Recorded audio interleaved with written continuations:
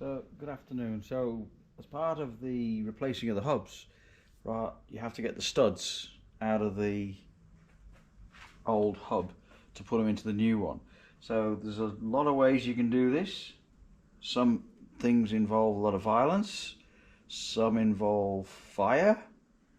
So, my chosen method is to do it with a press.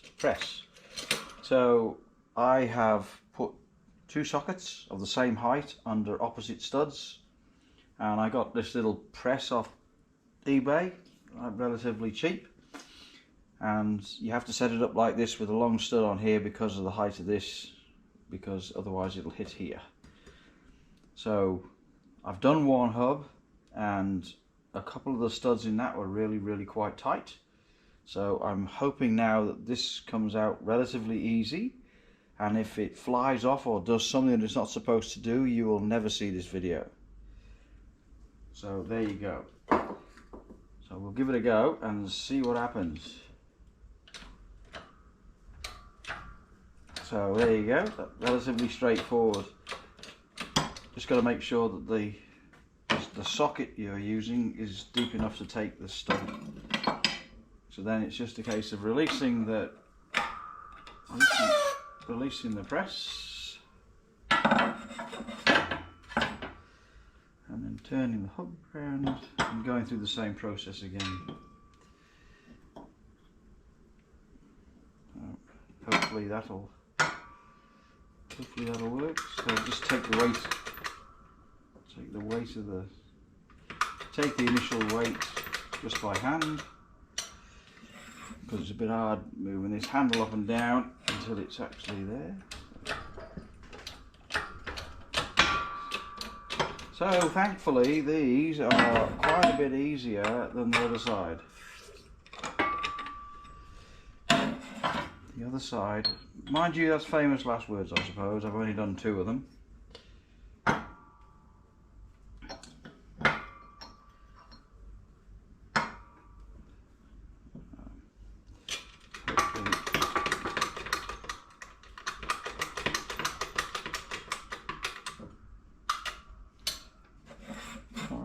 Number 3.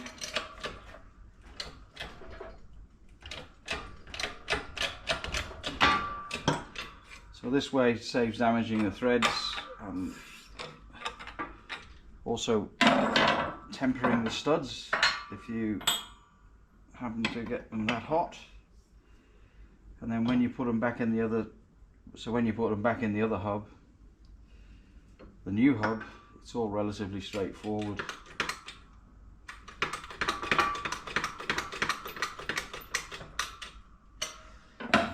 So, if I can work out how to speed cam you through this process, I will. But that's relatively straightforward. So that's the 4 of them out, no harm done, no plasters involved, no heat, and yeah, relatively straightforward. So there you go.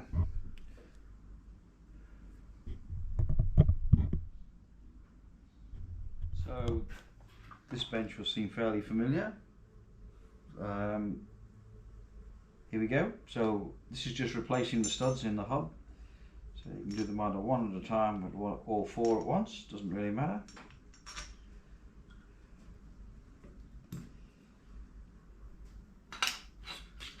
If anybody wants any brackets for the brakes, brake conversion in the UK, got a set there. Alright, so there, all 4 studs are in there. So copper faced mallet, and just give it what you.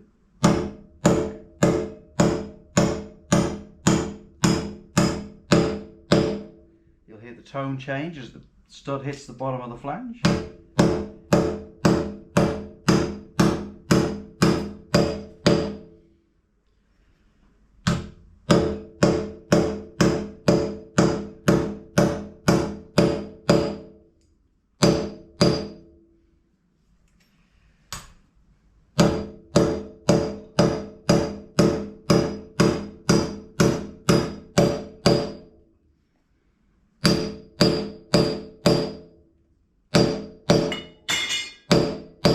Want that. So I do it on a cloth surface here so that I don't damage this part of the hub, and that's it, all 4 done. So there they are, they're both done now, ready to go on. Left hand, right hand. So there you go. I shall now go and put them on the car, and yeah, we'll progress on with the disc drum to disc conversion. Righto, that's it. Simple, straightforward, 10 minutes, 5 minutes maybe. So hello again.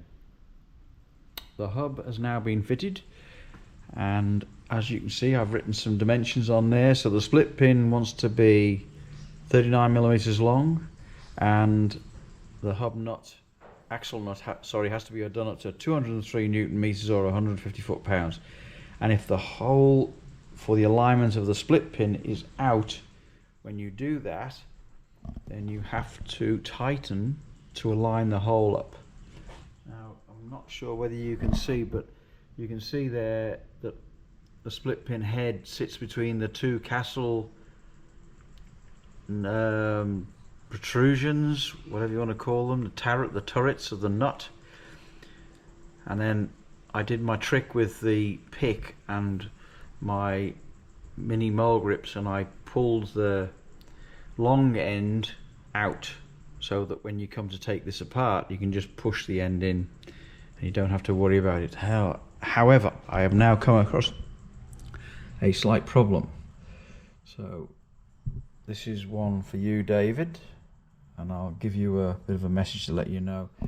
So as you can see, hopefully when it's all mounted up, the caliper bracket is making physical contact with the disc.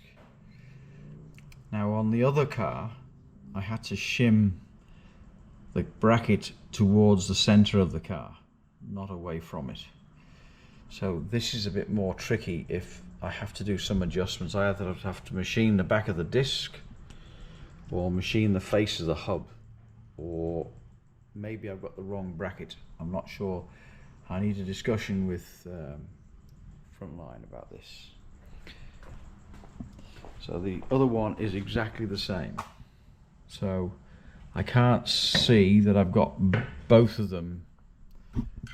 If I had one wrong, I could say I've done some wrong assembly, but when I've got both of them and they're both set up and I've checked the stub axle onto the main axle to make sure that they're all the same, and they are, so I'm not exactly sure what is wrong right now, but it won't work as it is. But I'm sure Frontline will come to the rescue again like they have done before, and there will be a simple solution somewhere. Alright, that'll do for this one. I'll speak to you soon, or I might say bye for now on this one, because I'll have to post this one so David can have a look at it. Alright, there we go, progress. We have progress. Bye for now. Just for a bit more added information, David, that's the number that's stamped on the bracket that holds the caliper in place, if that helps you at all.